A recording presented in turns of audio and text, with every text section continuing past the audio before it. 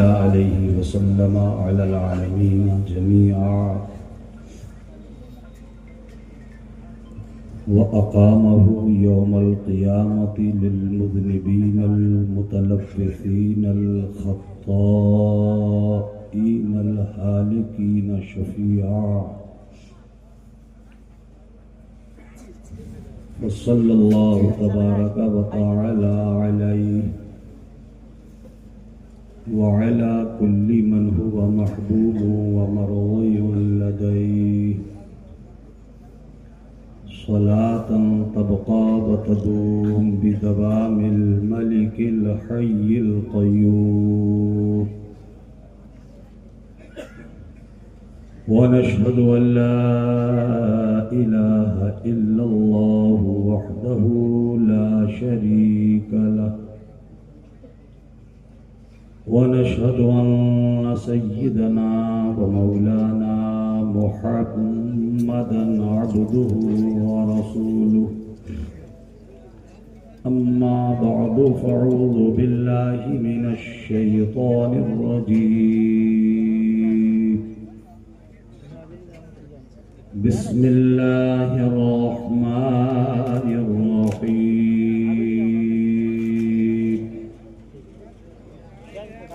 إنا أنزلناه في ليلة القدر وما أدراك ما ليلة القدر ليلة القدر خير من ألف شهر وقال رسول الله صلى الله تعالى عليه وآله وسلم خيركم من تعلم القرآن وعلمه صدق الله مولانا العظيم وصدق رسوله النبي الكريم ونحن على ذلك لمن الشاهدين والشاكرين والحمد لله رب العالمين عقیدت، محبت، خلوص، احترام، ادب اور تعظیم کے ساتھ میں اور آپ سب اپنے اور ساری کائنات کے آقا و داتا تاجدار مدینہ سکون قلب و سینہ رحمت عالم نور مجسم انیس بکساں چارہ ساز درد منداں فخر رسولاں آقائے دو جہاں سرور کون و مکان جناب احمد مجتبی حضرت محمد مصطفیٰ ارواحنا فداہ صلی اللہ تعالی علیہ وآلہ. اے لڑکے بیٹھو، یہاں سے اٹھے ہوئے بیٹھو.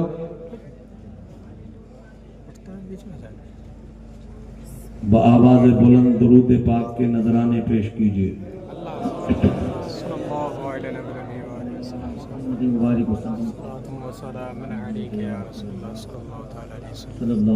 اللهم صل على سيدنا ومولانا محمد معدن الجود والكرم وآله الكرام اجمعين صلاة وسلاما عليك يا رسول الله صلی اللہ تعالی علیہ وسلم. نہ دنیا سے نہ دولت سے نہ گھر آباد کرنے سے، نہ دنیا سے نہ دولت سے نہ گھر آباد کرنے سے تسلی دل کو ہوتی ہے خدا کو یاد کرنے سے. اور حبیبی یا رسول اللہ صلی اللہ تعالی علیہ وسلم اجالے اپنی یادوں کے ہمارے ساتھ رہنے دو.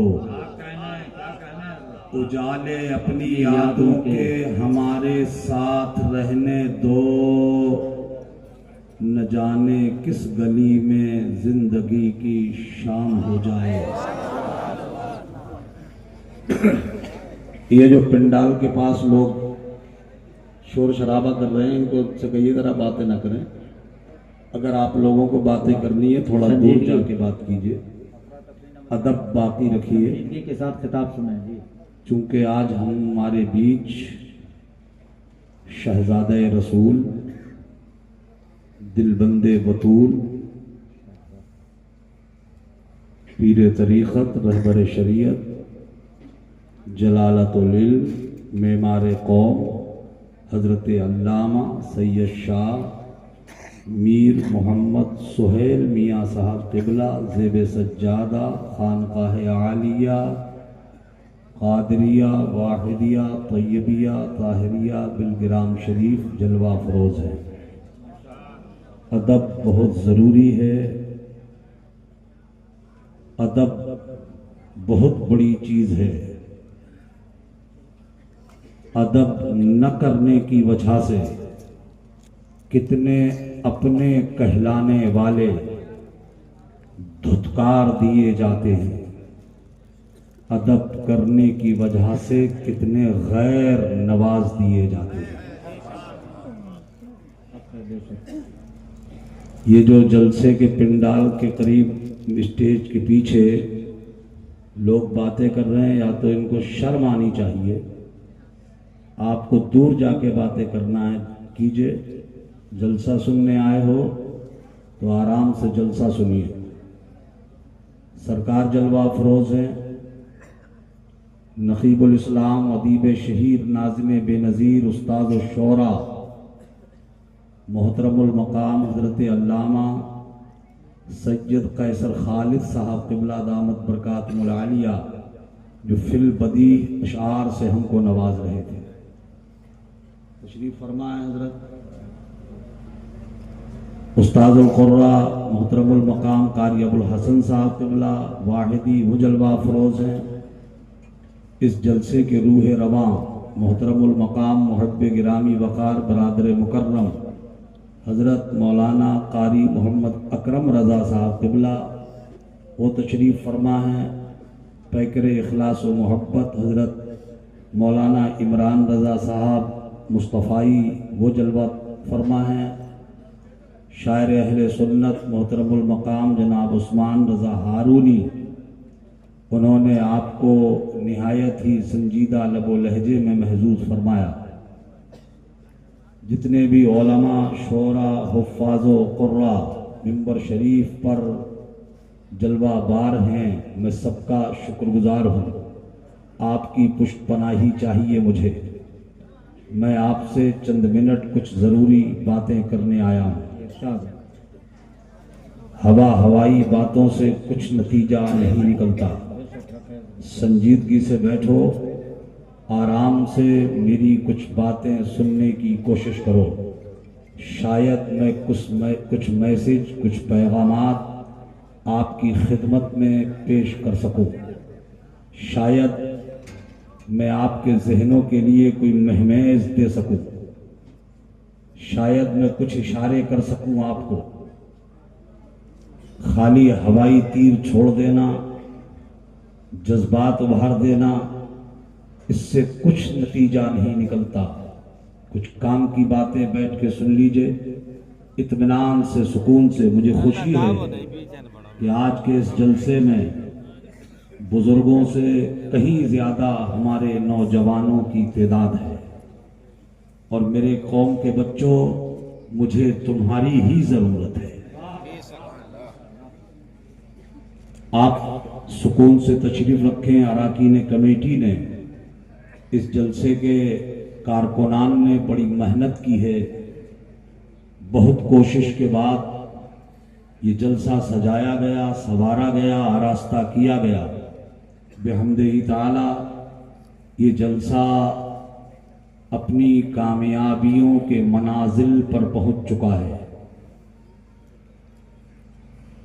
قیصر خالد صاحب آتے ہیں تو جلسہ کامیاب ہوتا ہے، اور جب بلگرام کے تاجدار آتے ہیں تو جلسہ مقبول ہوتا ہے۔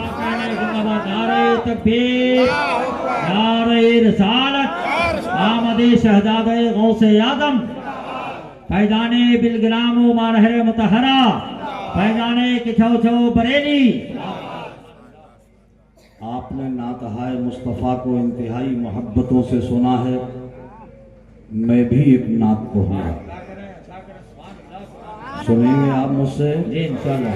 مگر میرے پاس عثمان رضا ہارونی جیسا آواز نہیں ہے، انداز بھی ویسا نہیں ہے، اور اتفاق یہ ہے کہ میرے پاس کوئی ساز بھی نہیں، نہ آواز ہے، نہ انداز ہے، نہ ساز ہے، مگر کلام امام الکلام ہے۔ سبحان اللہ، سبحان اللہ، زور سے بولے سبحان اللہ۔ کلام الامام کا امام الکلام ہے۔ اعلیٰ حضرت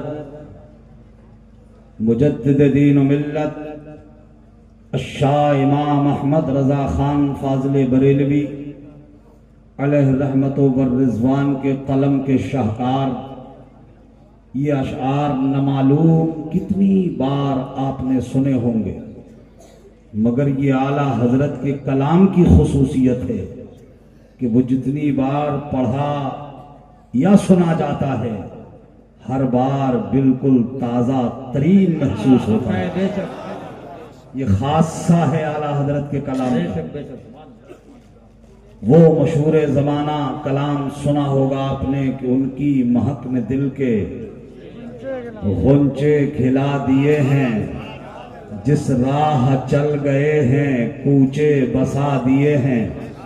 اہل علم کی توجہ درکار ہے، حضرت استاد الشورا جلوہ افروز ہیں، اس پر تضمین کے کچھ اشعار ہیں۔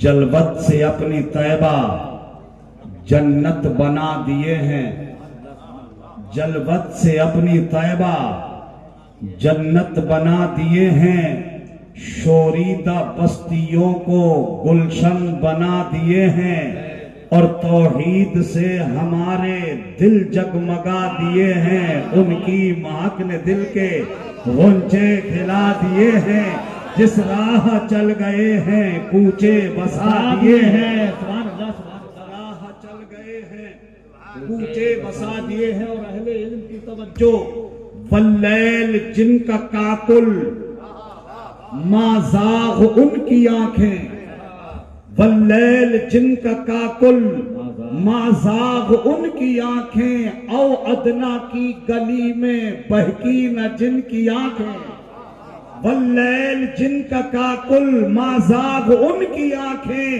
او ادنا کی گلی میں بہکی نہ جن کی آنکھیں، معمور ہے خدا کے جلووں سے ان کی آنکھیں، جب آ گئی ہے جوش رحمت پہ ان کی آنکھیں، چلتے بجھا دیے ہیں روتے ہنسا دیے ہیں، چلتے بجھا دیے ہیں روتے ہنسا دیے ہیں۔ اور جبل صلاح تجھ کو وہ وقت یاد ہوگا،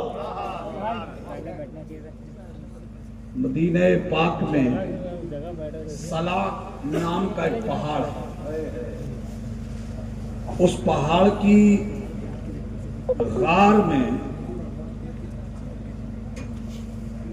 جب میرے آقا ہم جیسے گنہگاروں کو یاد فرماتے، ہم روسیاہ،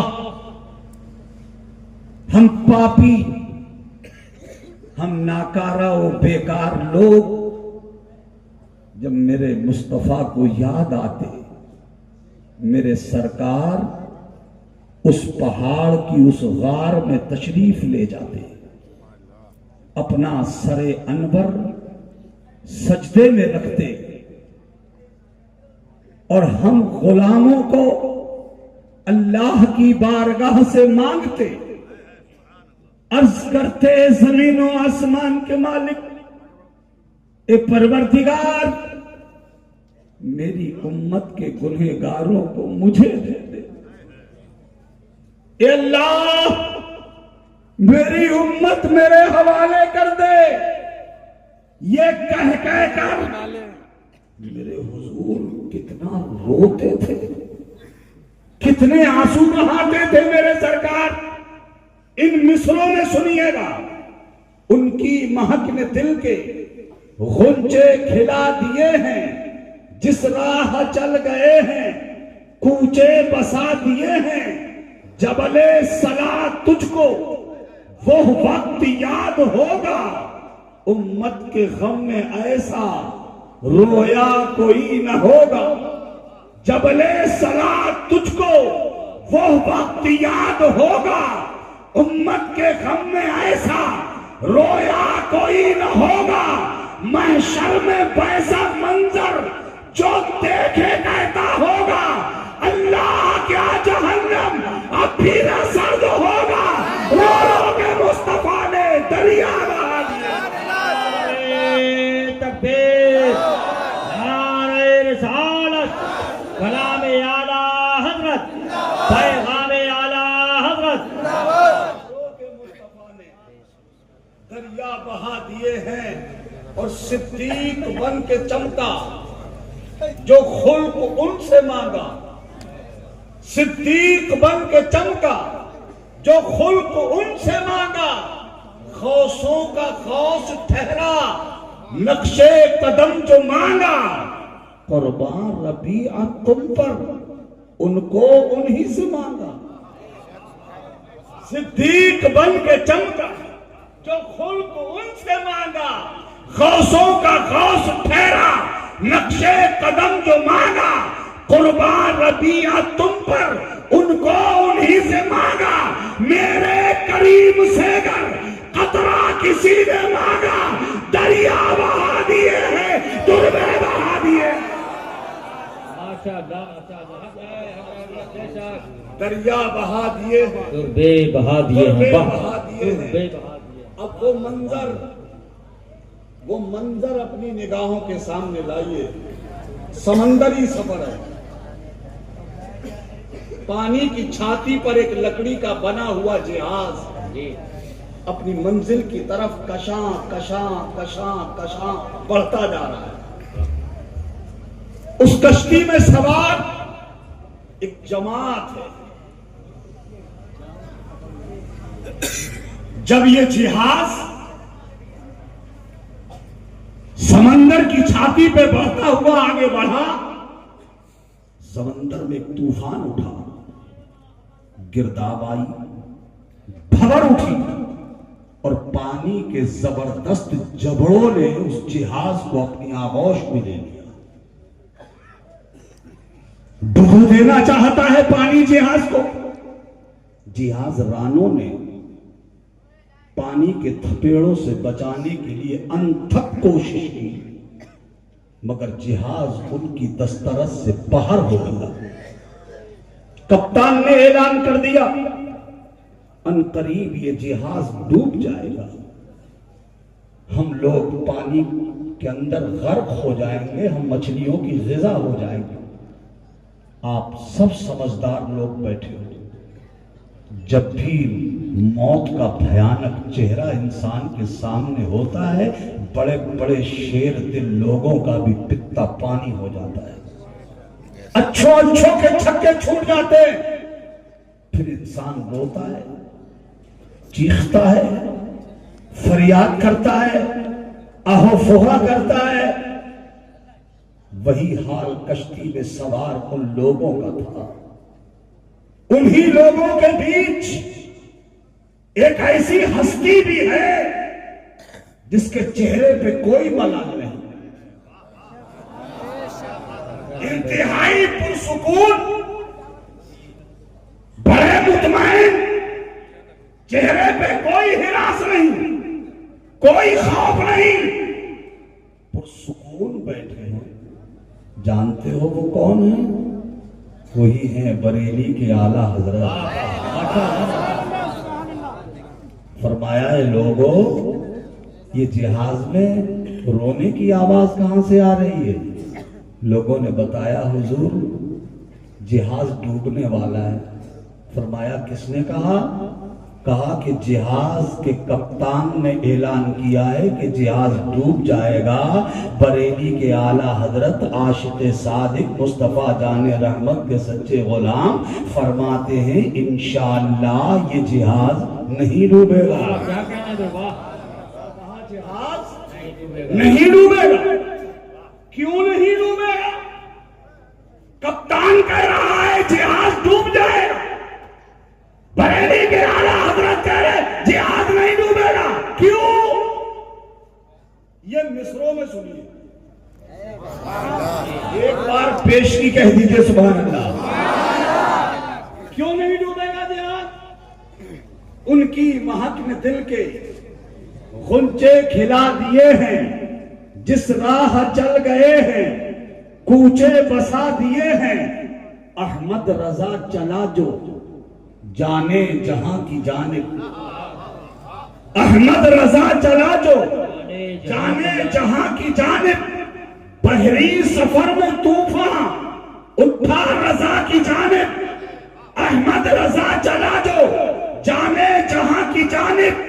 بحری سفر میں طوفان اٹھا رضا کی جانب. جب طوفان اٹھا تو کیا ہوا؟ احمد رضا چلا جو جانے جہاں کی جانب. بحری سفر میں طوفان اٹھا رضا کی جانب. فوراً صدا بھی اس دم مختار کل کی جانب. آنے دو یا ڈبو دو اب تو تمہاری جانب. کشتی تمہیں پہ جوڑی لگ کر اٹھا دیے. تکبیر، نعرہ رسالت، پیغام رسول کانفرنس، جامعہ تاج الشریعہ فیضان واحدی، جامعہ عائشہ بنات، آمد آل رسول، آمد شہزادہ حضور طاہر ملت واحدی دولہا علامہ مفتی محمد حنیف القادری. ایک بار سب کہہ دیجئے سبحان اللہ.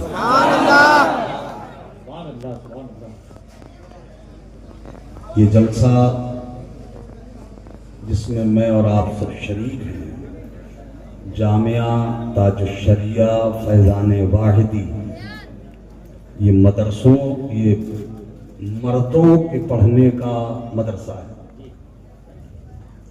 جامعہ عائشہ للبنات، یہ ہماری بیٹیوں کے پڑھنے کا مدرسہ ہے.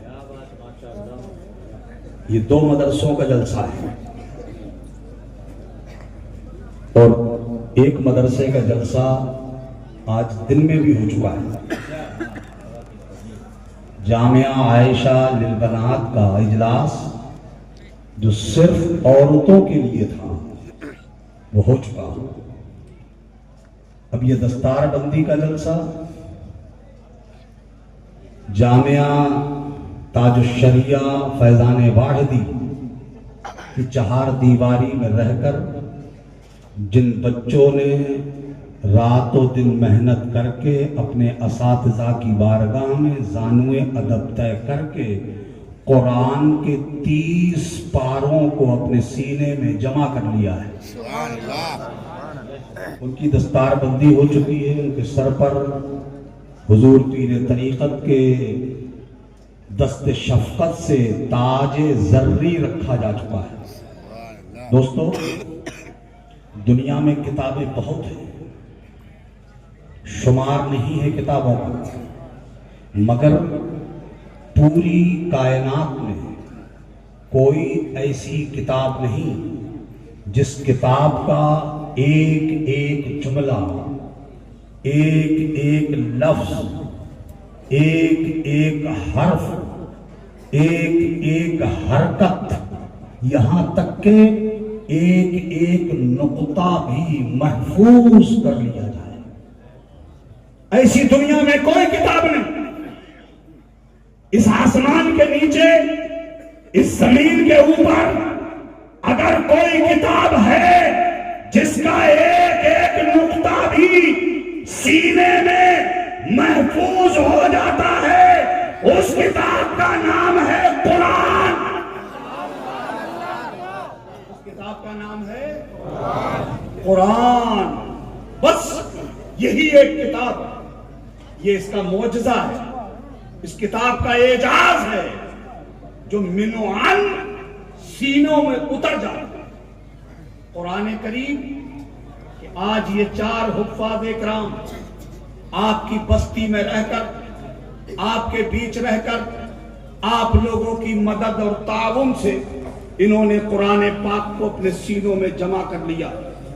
دوستان محترم، ان کو کبھی حقارت کی نظر سے مت دیکھنا، انہیں کبھی تحقیر کی نظروں سے مت دیکھنا، انہیں کبھی گری نظروں سے مت دیکھنا۔ جتنے بھی طالبان علوم دینیہ ہیں، جتنے بھی یہ قرآن پڑھنے والے بچے ہیں، دوستو ان کی عظمتوں کو ہم کیا جان سکیں گے؟ ان کے مقام کو ہم کیا پہچان سکیں گے؟ ان کی شان و شوکت کیا ہے؟ ان کا مقام کیا ہے؟ بس اتنا سمجھ لو کہ آپ دنیا میں چلتے ہو، کوئی لاہی میں چلتا ہے، کوئی گاڑی میں چلتا ہے، کوئی کار میں چلتا ہے، کوئی ٹرین میں چلتا ہے، کوئی پلین میں چلتا ہے، مگر جب یہ قرآن پڑھنے والا، قرآن کا علم سیکھنے والا زمین پہ چلتا ہے، اگرچہ اس کے پیر میں چپل سلامت نہ ہو، مگر یہ زمین پہ چلتا ہے تو اللہ کی غیرت کو جلال آ جاتا ہے۔ اللہ فرماتا ہے فرشتوں، میرا یہ قرآن سیکھنے والا، میرا یہ بندہ میری زمین پہ چل رہا ہے، تم ان کے پیروں کے نیچے اپنے نورانی پروں کو بچھا دو۔ کوئی کار میں چلتا ہے، کوئی پلین میں چلا کرے، مگر یہ قرآن کی تعلیم حاصل کرنے والے لوگ فرشتوں کے پروں پہ چلتے ہیں۔ یہی وہ لوگ ہیں جن کے لیے سمندر میں رہنے والی مچھلیاں دعائیں کرتی ہیں، سوراخوں میں رہنے والی چیونٹیاں ان کے لیے برکتوں کی دعائیں کرتی ہیں۔ بہت عظیم ہیں یہ لوگ، ان کی شان و شوکت، ان کی عظمت و برکات میں اور آپ نہیں پہچان سکیں گے۔ اللہ کی قسم کھا کے کہہ سکتا ہوں میں، خیر میں اپنے آپ کو تو اس لائق نہیں پاتا، میں بہت بیکار آدمی ہوں، مگر یہ منبر شریف پہ جتنے حفاظ و قراء و علماء جلوہ افروز ہیں، اللہ کی قسم یہ بہت عظیم ہے، یہ بہت عظمت والے، یہ بہت شاندار جماعت، یہ بڑے خیر خواہ لوگوں کی جماعت۔ کیا آپ نہیں دیکھتے رات و دن یہ کوشاں، رات و دن بھاگتے ہیں یہ کس لیے؟ تاکہ میری قوم کا کوئی بچہ جاہل رہنے نہ پائے۔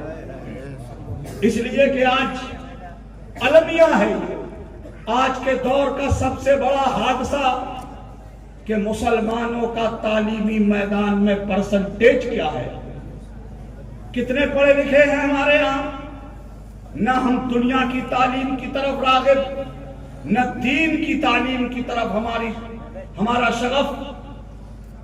100 آدمی بلائیے آپ، ان 100 لوگوں میں سے شمار کیجئے کتنے لوگوں کے بچے تعلیم حاصل کر رہے ہیں، لگائیے پتہ۔ ہمارے یہاں کا تو حال یہ ہے، ہمارے یہاں بچہ پیدا ہوتا ہے، آنکھیں کھلتی ہیں اس کی، کچھ تھوڑا سا اوپر سرک کے آتا ہے، تھوڑا سا ہوشیار ہوتا ہے بچہ، باپ اس بچے کے ہاتھ میں یا تو کاٹ چوک کی سوئی تھماتا ہے یا موٹر سائیکل سنبھال لے کر رنچ تھماتا ہے، اور تھوڑا سا ہوشیار ہو گیا تو یہاں مختلف علاقوں سے آئے ہوئے لوگ ہو گئے۔ عالم یہ ہے ہمارا، ہم بچے کو بلاتے جاؤ دلی چلے جاؤ، جاکٹ سلنے کا سیزن آ گیا ہے، اور جب اس کی سیزن سے فراغت حاصل کرو تو کرتی سلنے کے لیے جے پور چلے جانا۔ یہ حال ہے ہمارا۔ جس عمر میں ہمیں بچوں کا بھوشیہ بنانا چاہیے، جس عمر میں ہمیں بچوں کا مستقبل روشن کرنا چاہیے، جس عمر میں ہمیں بچوں کی زندگی بنانا چاہیے، اس عمر میں آج کا باپ اپنے بچے سے دولت کموا رہا ہے، پیسہ کموا رہا ہے، سرمایہ کموا رہا ہے۔ اے مسلمان، ہمارے دیہات میں ایک مثل کہتے ہیں، خربوزے کو دیکھ کر کے خربوزہ رنگ بدلتا ہے، مگر ہائے مسلمان، تیرا رنگ کب بدلے گا؟ تو کب ہوش میں آئے گا؟ تیری آنکھیں کب کھلیں گی؟ تمہیں کب جذبہ پیدا ہوگا کیا ہمارے برادران وطن کو نہیں دیکھتے آپ؟ کیا ہمارے ملکی بھائیوں کو نہیں دیکھتے آپ؟ میں پوچھنا چاہتا ہوں، بتاؤ ان کے بچے کتنے پرسنٹیج میں چوکٹ سلتے ہیں؟ ان کے بچے کتنے پرسنٹیج میں کرتیاں سل رہے ہیں؟ بتاؤ مجھے۔ بچے ان کے بھی باہر جاتے ہیں، بچہ تمہارا بھی باہر جاتا ہے، تمہارا باہر جاتا ہے پیسہ کمانے کے لیے، ان کا بچہ باہر جاتا ہے یونیورسٹی میں، ان کا بچہ جاتا ہے مہا ودیالیہ میں، ان کا بچہ جاتا ہے ہائر ایجوکیشن حاصل کرنے میں، ان کا بچہ اپنی زندگی اپنا مستقبل بنانے کے لیے جاتا ہے، اور ہمارا بچہ اپنی زندگی پیسہ کما کر اندھکار میں دھکیل لے۔ یہ حالات ہے ہمارے۔ آپ چاہتے ہو کہ ہم دنیا کے شانہ بشانہ کھڑے ہوں، آپ چاہتے ہو کہ ہم دنیا کی آنکھوں میں آنکھیں ڈال کے بات کریں۔ اگر یہ چاہتے ہو تو تمہیں پڑھنا پڑے گا، تعلیم حاصل کرنی پڑے گی، شکشا لینی پڑے گی، ایجوکیٹڈ بننا پڑے گا۔ بغیر پڑھا لکھا آدمی دنیا کی آنکھ میں آنکھ ڈال نہیں سکتا۔ جاہل انگوٹھا ٹیک دنیا کے پڑھے لکھے طبقے کے سامنے کیڑے مکوڑے سے زیادہ حیثیت رکھتا نہیں ہے۔ اس لیے پڑھنا بہت ضروری، تعلیم حاصل کرنا بہت ضروری۔ ہم قطعی اپنی قوم کو یہ پیغام نہیں دیتے ہیں۔ مدرسے کا جلسہ ہو، دارالعلوم کا جلسہ ہو، جامعہ کا جلسہ ہو، اے لڑکو کیا تماشا ہے یہ تمہارا؟ جلسہ سننے آئے ہو یا بگاڑنے آئے ہو جلسے کو؟ یہی ہے دیکھو مسلمانوں کی پہچان، یہی ہے مسلمانوں کا حال۔ یہ علم کی کمی ہونے کی وجہ ہے، یہ پڑھے لکھے نہ ہونے کی وجہ ہے۔ مسلمانوں ہوش میں آ جاؤ، وقت ہے اب۔ یہ پیچھے جو تماشا کر رہے ہیں یہ مدرسے کے لوگ ہیں یا یہ محلے کے آئے باہر سے؟ ذمہ داران نظرہ ذرا جا کر دیکھیں، کچھ تو خیال کرو۔ یہ جلسہ سجانے والوں کی محنت پہ کیوں پانی پھیر رہے ہو آپ؟ ان بیچاروں نے کتنی محنت سے یہ جلسہ سجایا۔ بے شک بے شک۔ ایک جلسہ سجانا اتنا آسان ہے؟ میں آیا ہوں بریلی سے، آ کر کے حضرت کے روم میں گیا، حضرت مولانا عمران صاحب سے کہہ رہے تھے حضرت میرا پیر سیدھا نہیں ہو رہا ہے، اتنا درد ہو رہا ہے میرے، اور آپ جلسے کو ایسے تباہ کر رہے ہو۔ اے لڑکے، اے لڑکے، کیا بات ہے؟ کیوں آئے تھے تم؟ بیٹھو یہیں بیٹھ جاؤ۔ جی جلسہ خراب مت کرو، کچھ سن کے جاؤ، کچھ لے کے جاؤ اپنے ساتھ۔ بہت کمی ہے مسلمانوں، ہمارا کوئی عالم، کوئی ہمارا ودوان، کوئی ہمارا پڑھا لکھا آدمی یہ میسج آپ کو نہیں دیتا کہ آپ ہمارے قوم کے جتنے بچے ہو سب کے سب قرآن کے حافظ ہو جاؤ، سب کے سب عالم دین ہو جاؤ، سب کے سب قاری قرآن ہو جاؤ، سب کے سب مفتی وقت ہو جاؤ۔ ہم یہ ہرگز نہیں کہتے، اور یہ ممکن بھی نہیں ہے، یہ ہو بھی نہیں سکتا ہے کہ سب کے سب حافظ ہو جائیں، سب کے سب عالم ہو جائیں، سب کے سب مفتی ہو جائیں۔ نہیں ہو سکتے۔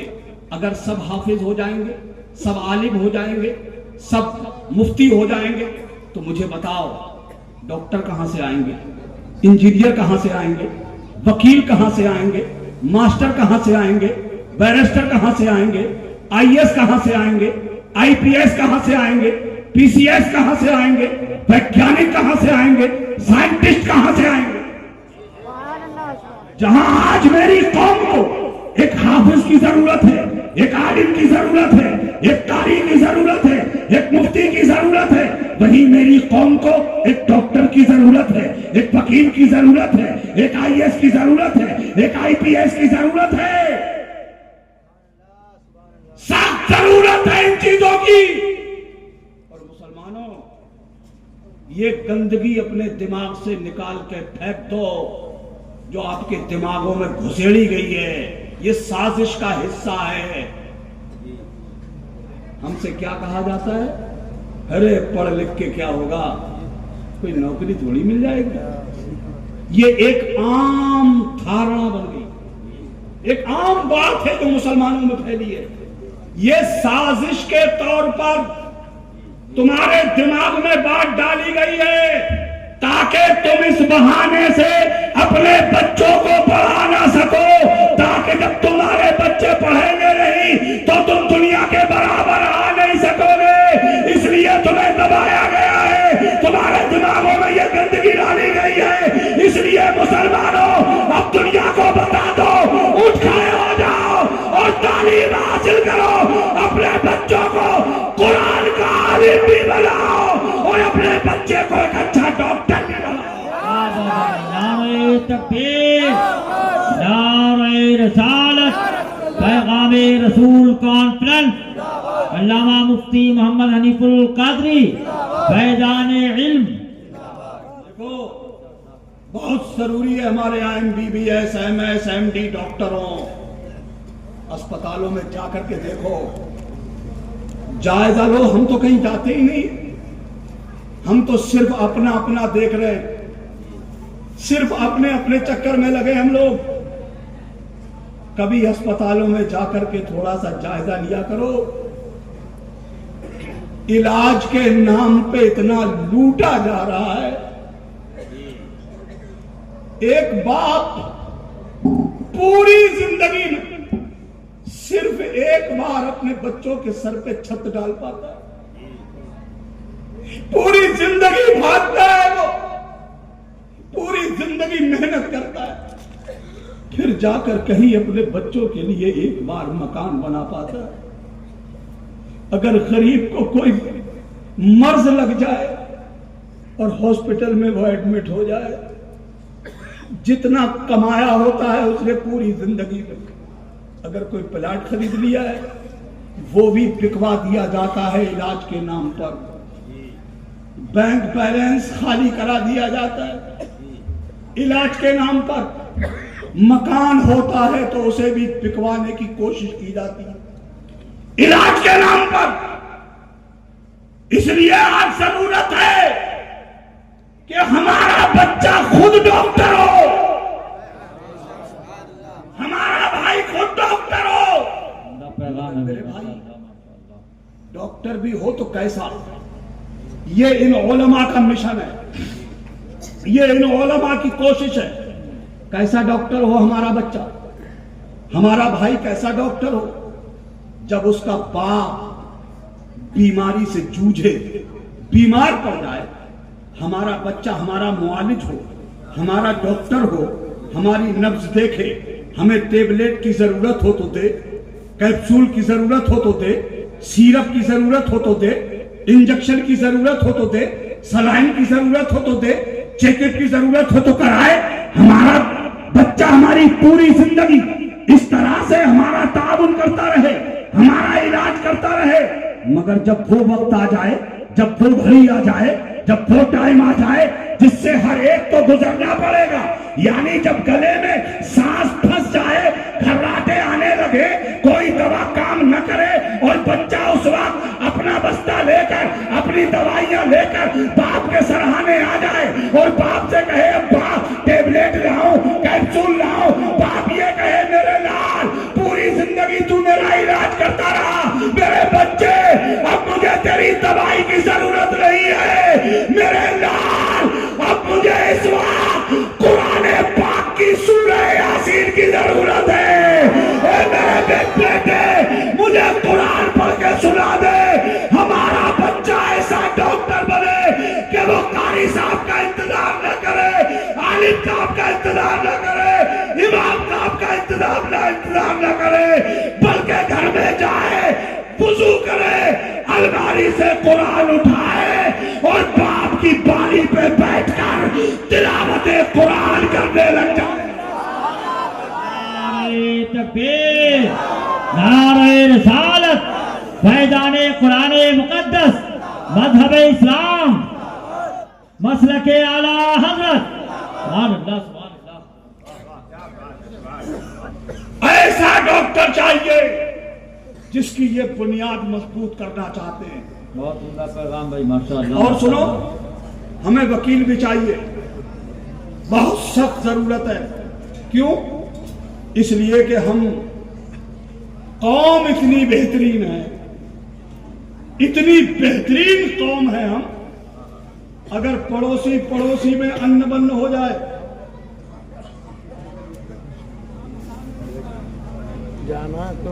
واقعی بہت بے شرم لوگ ہیں. آپ بولیں. اگر پڑوسی میں مزاج نہیں ملا، کچھ ہو گئی اونچ نیچ، سخت کلامی ہو گئی، وارڈ ممبر صاحب روک رہے، ارے بھائی صاحب بات سنو، ارے یہی نپٹا لیں جی، یہی سمجھوتا ہو جائے گا، یہی ہم لوگ بیٹھ کے گفتگو کر لیں گے، سارے معاملات یہی حل ہو جائیں گے. ٹھہرو، عالم صاحب روک رہے، سید صاحب روک رہے، قاری صاحب روک رہے، رک جاؤ بھائی صاحب، یہی کر لیں گے. ارے نا ابھی روک، کیوں؟ اب یہ رکے گا نہیں، وارڈ ممبر روکے نہیں رکے گا. اب تو یا تو سیدھے چوکی جائے گا یا ڈائریکٹ تھانے جائے گا نا. مگر ایک بات میری آج تک سمجھ میں نہیں آئی، یہاں سے پورے جوش میں جاتا ہے، مگر کوتوالی اور چوکی کے گیٹ پہ جاتے ہی سرنڈر ہو جاتا ہے. وہاں جا کے سارے ہاتھ پیر پھول جاتے. وہاں ایک درخواست لکھی جاتی ہے، سچ بتانا مجھے، وہ درخواست لے کے جب اندر جاؤ گے تو وہ ایسے ہی لے لی جائے گی یا نیچے سے گاندھی جی بھی چاہیے؟ تو بھائی ارے کچھ تو وہ ہاں تو کرو، چاہیے نا. ٹھیک ہے، لکھوا کے آ گئے آپ، لکھوا دیا آپ نے، مقدمہ لگوا دیا. سچ بتانا، آپ تجھے کچہری میں دیکھوں گا، جس کے خلاف مقدمہ لگوا کے آئے ہو اسے اکیلے ہی کچہری جانا پڑے گا. یہ جو لگوا کے آیا اسے بھی پیچھے پیچھے جانا پڑے گا نا. اور جاؤ گے کچہری میں ملے گا کیا؟ وہاں کالے کوٹ والے بیٹھے نا. وہاں پہنچے، انہوں نے موٹی سی دی فیس، پھر بلایا آپ کو،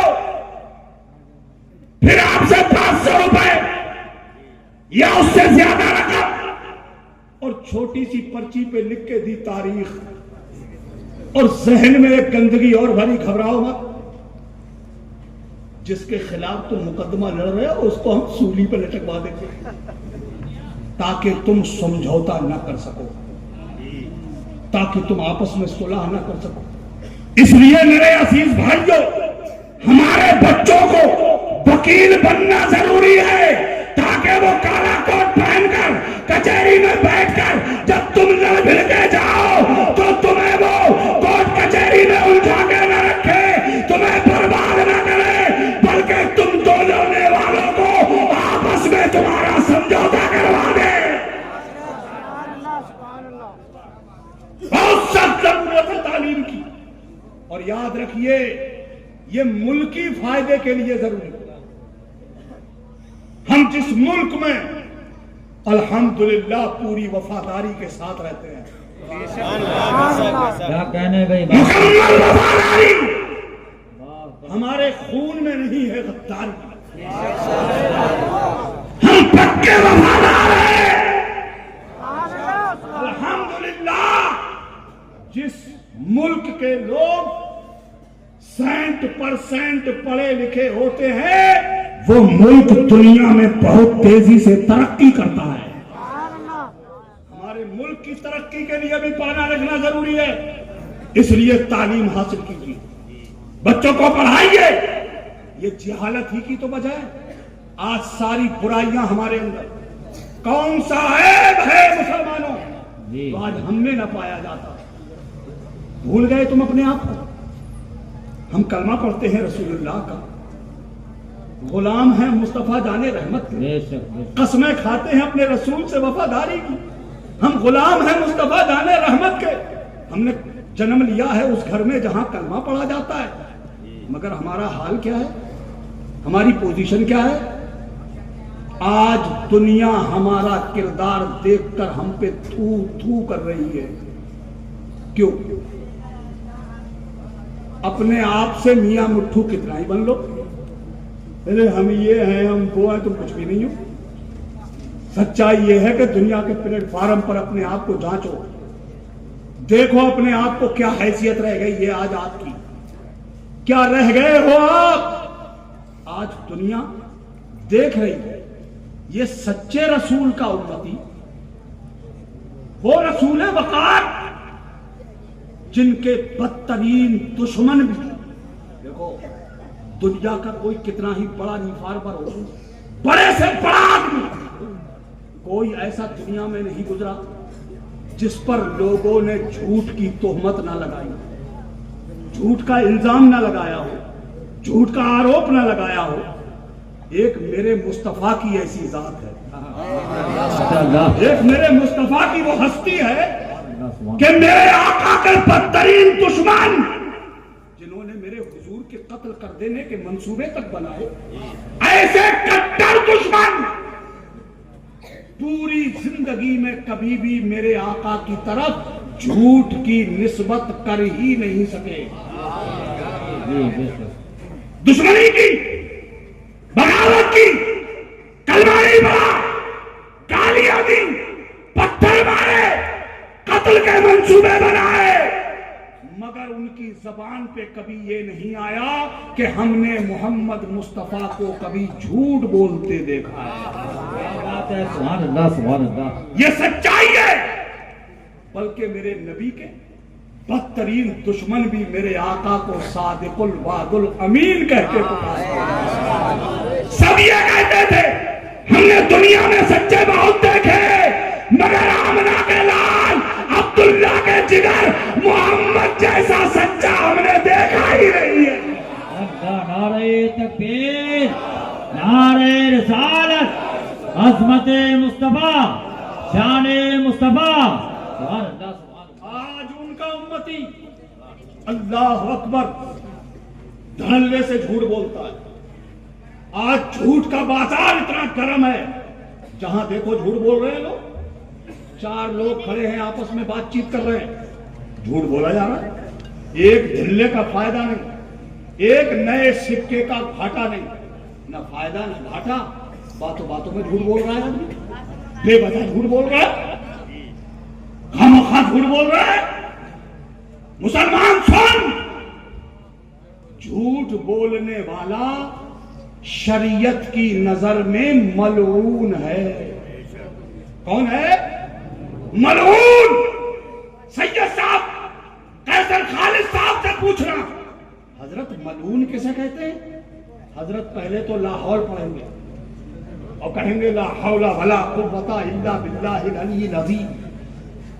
ملعون وہ ہوتا ہے جس پر اللہ اور اس کے رسول کی لعنت ہوتی ہے. آج ہم دھڑلے سے جھوٹ بول رہے. قرآن ہم سے کہہ رہا ہے لعنت اللہ علی الکاذبین، جھوٹوں پر اللہ کی لعنت ہے. اور ہمارا کیریکٹر، ہمارا کردار، ہماری نشست و برخاست، ہمارا اٹھنا بیٹھنا، ہماری چلت پھرت آج دنیا دیکھ رہی ہے. ہمیں دیکھتی ہے دنیا، پھر میرے مصطفیٰ کا کیریکٹر دیکھتی ہے. ہمارے ماضی کے مسلمانوں کو دیکھتی ہے دنیا، ہمیں دیکھتی ہے، پھر کہتی ہے یہ مسلمان، یہ مسلمان. سنو، پہچانو اپنے آپ کو.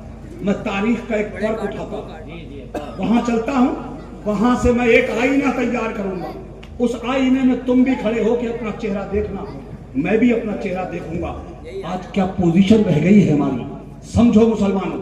اب سے 1400 سال پیچھے چلو، پلٹ کے چلتے. امیر المومنین خلیفہ دوم حضرت عمر فاروق اعظم، بچن کے بولو سبحان اللہ. ان کا دور خلافت، مدینہ پاک کی پاک سرزمین، مٹھی بھر ایک جماعت، سر پر کفن پہن لیا انہوں نے، مدینہ پاک کی آبادی سے باہر نکلنے کا ارادہ کیا. میں خیالات کی دنیا میں ان کی خدمت میں پہنچ گیا اور میں نے ان سے عرض کیا اے رسول اللہ کے غلاموں، اس سر پہ کفن پہن کے چلنے والے لوگوں، کدھر کا ارادہ ہے آپ کا؟ وطن چھوڑ رہے ہیں آپ، مدینہ منورہ چھوڑ کے جا رہے ہیں آپ، تو ان کے عزم و حوصلے نے آواز دی، یہ لوگوں، یہ قرآن پاک جو مکہ معظمہ اور مدینہ منورہ کی پر نور وادیوں میں اللہ نے نازل کیا ہے، یہ قرآن ساری دنیا کی رہنمائی کے لیے آیا ہے، ساری کائنات کی ہدایت کے لیے آیا ہے۔ اس قرآن کو ہم زمین کے آخری کونے تک پہنچانے کی قسم کھا کے نکلے، ہم یہ قرآن کی آواز دنیا پوری زمین پہ پھیلائیں گے، اللہ کے احکامات اس کے بندوں تک پہنچانے کی قسم کھائی ہے ہم نے۔ اللہ اکبر۔ یہ قرآن کریم جس کے 30 پارے آج بچوں نے اپنے سینوں میں جمع کر لیے، ذرا غور کرو یہ قرآن کیسے پہنچا ہے ہم تک۔ آگے بڑھو، کشمیر کبھی جانا اور دیکھنا، ہزاروں فٹ اوپر ایک مکان نظر آئے گا تمہیں، دوسری چوٹی پر دوسرا مکان دکھے گا، یا ہزاروں فٹ نیچے کھائی میں کوئی مکان نظر آئے گا۔ جب اذان کا وقت آتا ہے تو کبھی وہاں سے آواز آتی ہے، کبھی وہاں سے آواز آتی ہے، کبھی ادھر سے آواز آتی ہے، وہاں جا کے سر چکرا جائے گا تمہارا۔ یہاں انہیں قرآن دینے کون آیا تھا؟ انہیں اذان سکھانے کون آیا تھا؟ انہیں اللہ کا نام یاد کرانے کون آیا تھا؟ یہ رسول اللہ کے وہی غلام تھے جنہوں نے پیٹ پہ پتھر باندھ باندھ کر اللہ کے رسول کی مسجد میں رسول اللہ کے پیچھے با جماعت نمازیں پڑھی تھی۔ یہ وہ لوگ، انہوں نے سر پہ کفن پہنا ہوا ہے، نکلے مدینے کی آبادی سے باہر۔ یہ میں اس زمانے کا قصہ سنا رہا ہوں آپ کو، جس زمانے میں پوری دنیا میں 2 طاقتیں سپر پاور تھی۔ ایک طاقت کا نام تھا قیصر اور دوسری طاقت کا نام تھا کسریٰ۔ ایران کے بادشاہ کو کسریٰ کہا جاتا تھا اور روم کے بادشاہ کو قیصر کہا جاتا تھا۔ پوری دنیا میں کوئی ان سے آنکھ میں آنکھ ڈال کے بات نہیں کر سکتا تھا، کوئی شانہ بشانہ کھڑا نہیں ہو سکتا تھا، ہمت نہیں تھی۔ اور عربوں کو تو یہ ویسے ہی کچھ نہیں سمجھتے تھے، عربوں کو تو بدو، ننگے، بھوکے، جاہل، گوار، نہ جانے کیا کیا کہہ کے دنیا پکارتی تھی۔ وہ تو ان عربوں کی حالت زار پر میرے اللہ کو رحم آ گیا اور اللہ نے ان عربوں میں اپنا محبوب جلوہ گر کر دیا، ان کی عزتوں کو 4 چاند لگا دیا اللہ۔ نکل پڑے اور جب یہ نکلے تو ان کا رخ دنیا کی سب سے سپر طاقت قیصر کی طرف، روم کی طرف، اور ان کے جو کمانڈر ان چیف تھے سپہ سالار اعظم، نام سنو گے تو ایمان تازہ ہو جائے۔ بتاؤں نام؟ سیف من سیوف اللہ، اللہ کی تلوار، حضرت خالد ابن ولید۔ نوجوانوں، آپ کو لطف نہیں آیا یہ نام سن کے؟ مزہ نہیں آیا آپ کو یہ نام سن کے؟ چونکہ یہ بھی لا علمی ہے، آپ کو پتہ ہی نہیں ہے خالد ابن ولید کسے کہتے ہیں۔ اتنے لوگ بیٹھے ہو میرے جوانوں، تمہاری معلومات کا یہ عالم ہے۔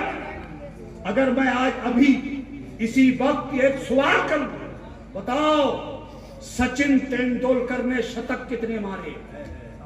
اگر میں یہ سوال کروں تو میرے ایک سوال پر سینکڑوں آوازیں آئیں گی۔ ماسٹر بلاسٹر 99 کہیں گے نا؟ ہائے ہائے مسلمان۔ میں پوچھوں دھونی نے میچ کتنے جتوائے؟ آواز آئے گی، ارے صاحب اس کی بات کر رہے ہو تو ورلڈ کپ لے آیا۔ میں پوچھوں بتاؤ آفریدی نے چھکے کتنے مارے؟ تو کہیں گے ارے صاحب اس کے بلے کا کیا کہنا، اس کا بلہ تو آگ اگلتا تھا، وہ تو چھکوں کا بادشاہ تھا۔ جملہ نوٹ کیا؟ یہاں مسلمانوں، آپ کی معلومات کا یہ عالم ہے۔ सचिन ने शतक कितने मारे, धोनी ने मैच कितने जितवाए, आफरीदी ने छक्के कितने लगाए, मगर आपको ये नहीं मालूम कि ये हजरत खालिद इब्ने वलीद वो हैं जिन्होंने दुनिया के बहुत सारे मुल्कों पर इस्लाम का परचम लहरा दिया। ये होते थे आप किसी जमाने में। अब मैं ये पूरी दास्तान अगर सुनाऊंगा तो थोड़ा वक्त लगेगा, थोड़ा टाइम लगेगा। उससे पहले मुसलमानों, ये कुरान की तालीम घर घर पहुंचाने के लिए हमारे बुजुर्गों ने जो कुर्बानियां पेश की, जो जज्बा पेश किया, आज उसी जज्बात के ज़ेरे असर हजरत मौलाना कारी अकरम रज़ा साहब पूरी ताकत के साथ कोश आए, हमारे तालीम बालिगा भी रहे और हमारी बच्चियों की भी तालीम मुकम्मल हो। जहां लड़कों का पढ़ा लिखना होना जरूरी है, वहां लड़की का भी पढ़ा लिखा होना बहुत जरूरी है। बच्चों को भी तालीम याफ्ता बनाओ और अपनी बच्चियों को भी तालीम याफ्ता बनाओ, इसलिए कि जब एक पढ़ी लिखी माँ अपने बच्चे को परवान चढ़ाती है तो इल्म के साए में चढ़ाती है, और एक जाहिल माँ जिसकी गोद में जिहालत के कांटे हों, वो माँ अपने बच्चे को क्या तरबियत दे सकेगी। इसलिए बच्चियों की तालीम भी जरूरी है और हमारे लड़कों की भी तालीम जरूरी है। इतने लोग बैठे हो आप, तालीम के लिए इदारा चाहिए,